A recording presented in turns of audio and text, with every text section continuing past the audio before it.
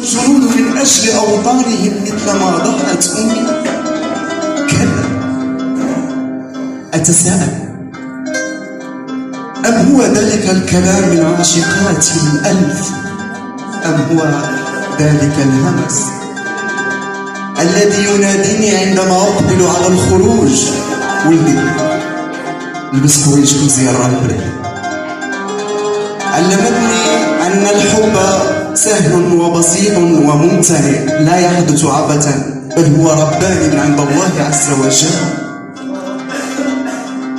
علمتني أن أخطئ في كل شيء إلا أن أستهين أو أخطئ في حقي أنثى. علمتني، نعم، هي بالنسبة لي هي ملكة، هي الجنة، هي الملجأ. نعم، هي أمي. يا أماه، إني الآن أتيتك منكسرا معتذرا أطلب منك العفو والرحمة كما قال الفلسطيني في قصيدته: